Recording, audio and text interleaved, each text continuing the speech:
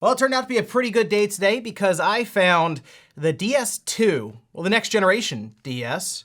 Nintendo called it the DSi, but for a while, there's been this conversation going on around the Game Boy and the Game Boy Color, and if the Game Boy Color truly is part of that Game Boy generation, or if it is considered a new generation system based on the differences between those two.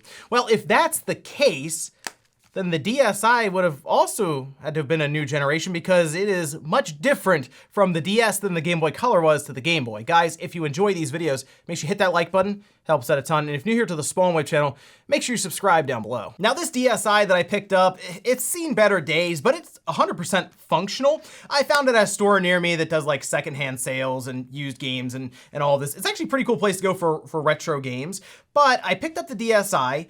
I've wanted to get another one of these. Back in the day, I did have one, and then I ended up trading it in, obviously, like everyone does, up to the next one because Nintendo's just rapid firing handheld revisions at this point.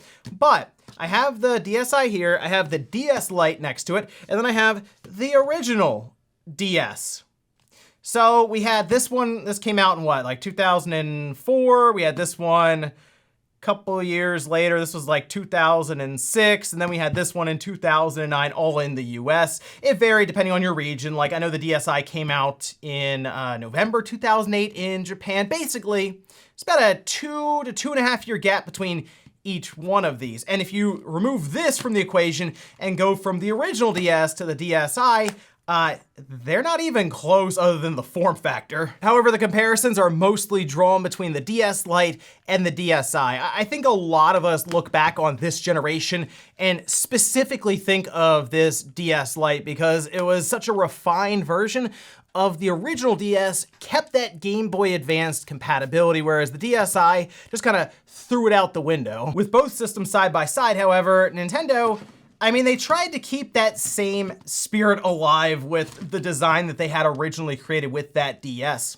The idea of it being a clamshell design works really well when it's on the go, since you can fold it up, protect everything, the screens, the buttons, all of that, and just kind of throw it in your bag and off you go. It's very quick to start up either way, whether you close it and put it in sleep mode or just start it up normally, and for the most part, they carried a lot of stuff over from the DS Lite to the DSi. Now, the screens are larger on the DSi versus the DS Lite, and when they came out with the DSi XL, it got pretty ridiculous when it came to screen size versus the resolution, because the resolution didn't change between these two, so it was already kind of a stretched out image. Even with the DSi XL, they stretched an image even further, and it was like, ooh, that was started to become pretty blocky for that image. But when it is finally turned on here, there's a pretty big difference when it comes to the OS itself. See, with the DS Lite, it was very much a simple design when it comes to navigating around, whereas the DSi, there was a bit more complexity to it because they opened it up to many more features. Obviously, we have cameras, we have a front-facing one here, and then we have one on the back. But to go a bit beyond that, we had a full like storefront with this that had applications and even specific games to this system, that being DSiWare. Which when I think of a new generation for a system, usually I think of added functionality in some way. You go to the 3DS, visuals were better, so there was more possibilities when it came to the games, but also that 3D functionality and yeah, a more robust storefront there to go on top of it. But when you look at something like the Game Boy versus the Game Boy Color, the color aspect comes into it where you're not dealing with this monochrome and like green kind of screen. You can throw different colors onto the palettes for the screen itself, and you get some really cool looking games that way. But the idea of going from a system that has no real functionality when it comes to going online, retrieving games, adding SD cards, taking pictures, to this, it's a massive step up. Now the cameras on this, not very good at all. I believe the resolution exceeds the screens, but the screen resolution on the DSi or the DS Lite are just not good. But the camera was higher resolution, so it looked fine on the screen itself.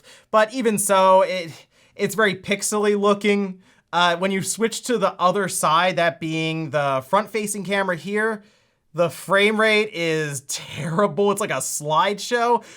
But I mean, it added functionality for different things. I remember like different games that would incorporate it. The addition of applications on the home screen and being able to customize them was pretty cool. You could download stuff on the little shop that is shut down now, and you just be able to kind of populate this entire home screen. I have like a web browser on here, which was an extra attachment for the DS Lite, but for the most part, the DS Lite screen didn't really change at all. I mean, it was a drastic upgrade just when it comes to the operating system. So you can kind of see what I'm getting at there, but then you go on the side of games that are exclusive to it. I mean, the DSi had a ton of games that were only available on this platform through that digital storefront, ones that you wouldn't get on this DS Lite. In fact, many of them are just lost to time because Nintendo shut it down for official means. Technically, you can modify and download the games online, so at least in some way, they're kind of preserved. Now, we also had a lot of differences inside the system at a hardware level. It's nice that they didn't have those tri-wing screws on the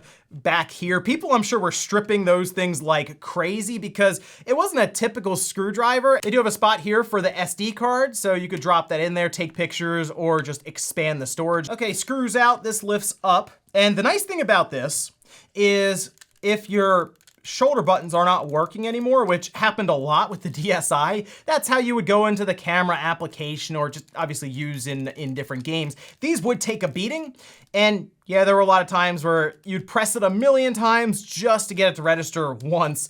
Pretty easy change, actually. It's just all on a ribbon cable here. You have to be kind of careful with this, the springs and all kinds of stuff that can come flying out at you. Otherwise, you can just buy an entire backing like this. They sell them on eBay like as parts. You just order this, unscrew some of these Phillips head screws, take that off, and then you just clip this back in. Sometimes, by the way, I found that this cable here is just loose, so just unscrewing it, reseating that will fix it. Anyway, getting down to the board level, there is a distinct difference when it comes to the layout of this device from that DS Lite. The DS Lite was all one board. That included everything. This, however, we have this board here that then connects to our main board. This is something they would end up using as they went along for the 3DS, where we have sort of our battery terminal and power button. This usually would be referred to as like their power board. And it was nice to have this separated from the main board, since there would of course be things that would go wrong in that battery compartment. It was completely exposed, so water damage or other things would mostly just affect this board. Much easier to replace this as opposed to this entire board that has your processor and system memory. The charge port, unfortunately, is still part of this main board here, which, by the way, different charge port. You had to use a different charger with this as opposed to that DS Lite, which I'm sure was pretty frustrating for a lot of people at that time, especially if you had accrued a bunch of travel charges or anything and you were upgrading to this from that Lite. This is easy enough to remove. There's a bunch of smaller Phillips head screws. This runs up here where you have your LED indicator light for Wi-Fi, power on, and all of this. Take that out there. We have the membrane here, that's for the D-pad. So if you're having issues with any of these buttons or even the power button here, and I believe we also have our F1 fuse that would cause issues when it comes to charging. A lot of those things can be fixed by replacing this board, and I mean, this board itself, back when I would repair these, quite often, usually under 10 bucks. We do have our main board here, which we can immediately remove the Wi-Fi board. The antenna runs down and around under here. We want to remove both of these. We have two cables here for the bottom LCD. You just want to be careful with all these little clips here with our digitizer cable kind of sneaking over the top. And then up here we have two ribbon cables. One is for the camera modules. The other one is for that top screen. And the other cable is right there on the opposite side of the board. So you can see how this is kind of annoying to have to put together, because the board goes right between these two cables and you have to try to connect them at the same time. So usually I would put this bottom one on, then I would press down, flip it over, and drop that one in there. But yeah, that'd be pretty frustrating. When we got to the 3DS, it only got worse. So technically this was considered much easier. Nintendo just liked to run a million things to the top screen through that one hinge, which is another improvement the DSi made on the DS Lite. The DS Lite hinge just consistently seemed to break. It was constant, and that's something I had to repair all the time, to the point where I just kept them in stock, the top bracket parts, just because I knew I was gonna see a couple of them each and every week, but I didn't really see it as much for the DSi, and a lot of that comes down to Nintendo just reinforcing the hinges on it. And we have our motherboard here. This is one of the biggest differentiating factors, significantly different than what we were dealing with on the DS Lite. While it still keeps the same configuration when it comes to an ARM9 and an ARM7 like co-processor setup, the ARM9 was clocked twice as fast. This coming in at 133 megahertz versus that DS Lite. If you look at the RAM, 4 times as much RAM in the DSi. It's 16 megabytes, and it also has onboard storage, 256 megabytes of internal flash memory. Also, if you're curious about the screen for the resolution, they're 256 by 192 pixels, same as the DS Lite. They just made the screens a bit larger. The cameras inside had a resolution with the pictures they were taking that were much higher, 640 by 480. So on a screen like this, it's gonna look perfectly fine, and that way Nintendo could kind of keep things like the file size for the pictures within reason. Now, if you take them off of there and look at them, it's not gonna look very good, but as I said, with the screens, we're dealing with 192p, so there you go. Now, the biggest drawback that I can think of with the DSi versus the DS Lite clearly is the loss of Game Boy Advance compatibility, which for me is very big because the DS Lite is an awesome Game Boy Advance system. The fact that people are taking broken ones and turning them into that Game Boy macro that I really, really like is very telling.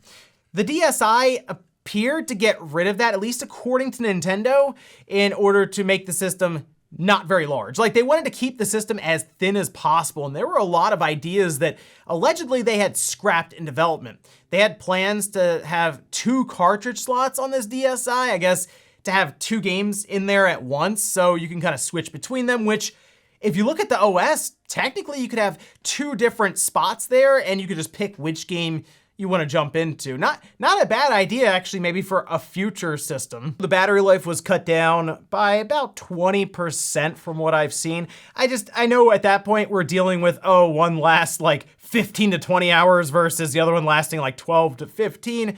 Basically, it still had all day battery, just not quite the same as the DS Lite. Also, I looked up why it was DSi, and there are a couple reasons, but apparently Tech Radar was able to get a response from a Nintendo representative, and according to them, it basically just represents like a personal system. And that was the idea, was to give more functionality, but have it as something you could take with you in your day-to-day life and use it for other things outside of just games. Like I said, I had the web browser, and some of the applications were kind of interesting. There's like calculator, I think there was a calendar in there, obviously with the system. But then you had like a dictionary application and so on. So they were kind of playing around with the idea of using your system for things outside of just games. The other reason that I came across online for why it has the I in the name has to do with its time in development. Someone within Nintendo mentioned, well, the DS Lite has ears with the microphone, so it may as well have eyes as well, and they put the eye on it for the camera, so it's DSi.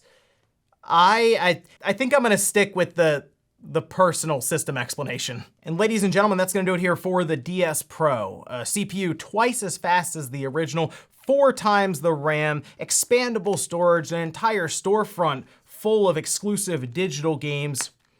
Okay, maybe it's just the DSi, but I will say there's a pretty good case and argument to be made here when it comes to this being a much more significant upgrade to the DS than the Game Boy Color was to the Game Boy.